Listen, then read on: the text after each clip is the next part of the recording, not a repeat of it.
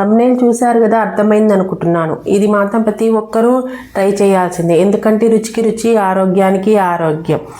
తిన్నారంటే ఆహా అద్భుత అనాల్సిందే. ఇప్పుడు వీడియోలోకి వెళ్ళిపోదాం. హాయ్ అండి, welcome to Shailaja foods. Kebab కావాల్సింది ముందుగా నానబెట్టుకున్న శనగల్ని కుక్కర్లో తగినన్ని నీళ్లు పోసుకొని 3 విజిల్స్ వచ్చేదాకా ఉడకబెట్టుకోవాలి. నేనైతే 1కి 2 చొప్పున నీళ్లు పోసాను. నాకైతే 3 విజిల్స్ సరిపోయింది. ఎందుకంటే ఇవి శనగలు కొంచెం పాతాయి కాబట్టి, కొత్తవి అయితే చాలాసేపు ఉడుకుతాయి. ఇప్పుడు వీటిని వడేసి చల్లారబెట్టుకోవాలి. కావాల్సినవి నానబెట్టి ఉడకబెట్టుకున్న శనగలు, 2 టేబుల్ స్పూన్ ఉప్మా రవ్వ, రోస్టెడ్ ఓట్స్ పౌడరు, సన్నగా తరుక్కున్న ఉల్లిపాయలు, 1 కప్పు కొత్తిమీర, జీలకర్ర ధనియాలు పొడి, 1 క్యారెట్ ముక్కలు కోసుకున్నవి, తగినంత ఉప్పు, తగినంత కారం, ginger garlic paste, 2 beetroot, 3 green chillies. ఇవన్నీ ఎలా చేయాలో ఇప్పుడు చూపిస్తాను. 2 బీట్రూట్లను పీల్ తీసి మీడియం సైజులో తురుముకుంటే సరిపోతుంది. మీరు కావాలంటే డైరెక్ట్గా ముక్కలు చేసి మిక్సీలో అయినా వేసుకోవచ్చు, ఎలా వీలైతే అలాగా. మళ్ళీ ఒకసారి చూపిస్తున్న బీట్రూట్ తురుము, క్యారెట్ ముక్కలు, జీలకర్ర ధనియాల పొడి, 1 కప్పు కొత్తిమీర, roasted oats powder, 2 green chilli, ginger garlic paste, నానబెట్టి ఉడకబెట్టుకున్న శనగలు,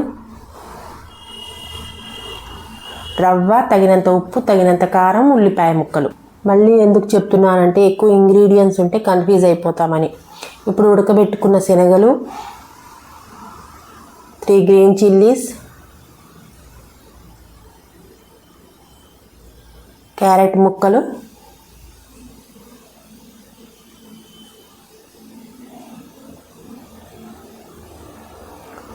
కొత్తిమీర,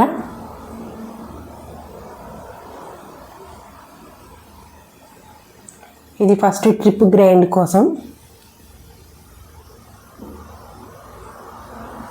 ఇప్పుడు ఇది మిక్సీ పెట్టుకొని పక్కన పెట్టుకోవాలి. సెకండ్ ట్రిప్ ఇంకా కొంచెం శనగలు మిగిలాయి కాబట్టి అవి కూడా వేసుకొని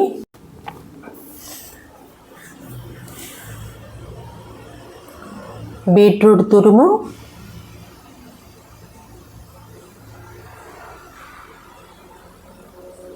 ginger garlic paste, roasted oats powder,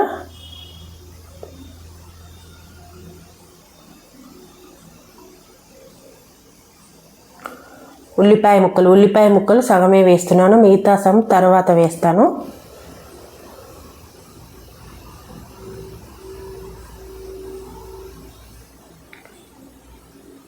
ఇవి కూడా గ్రైండ్ చేసి పెట్టుకొని, ఫస్ట్ చేసి పెట్టుకున్నది రెండోసారి చేసి పెట్టుకున్నది కలుపుకోవాలి. దాంట్లో కొంచెం ఉల్లిపాయ ముక్కలు,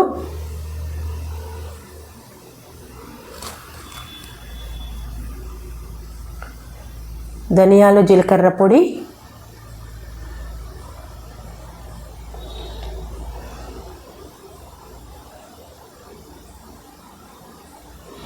కారం,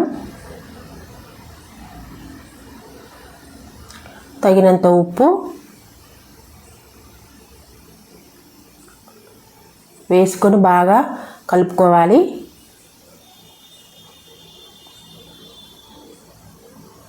ఇప్పుడు ఒక ప్లేట్ తీసుకొని కబాబ్ షేప్లో చేసుకొని పెనం మీద ఎన్ని పడతాయో అన్ని చేసి పెట్టుకోవాలి.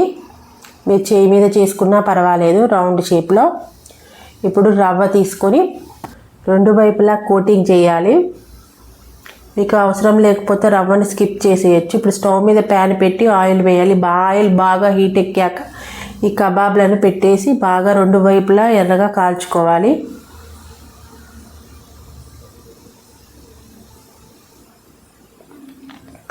దీన్ని సలాడ్లో కానీ లేకపోతే అన్నంలో కానీ బ్రేక్ఫాస్ట్కి కానీ ఎలాగైనా తినొచ్చు. ఇది హెల్దీ ఫుడ్. చెప్పాలంటే దీనిలో ప్రోటీన్స్ చాలా ఉంటాయి.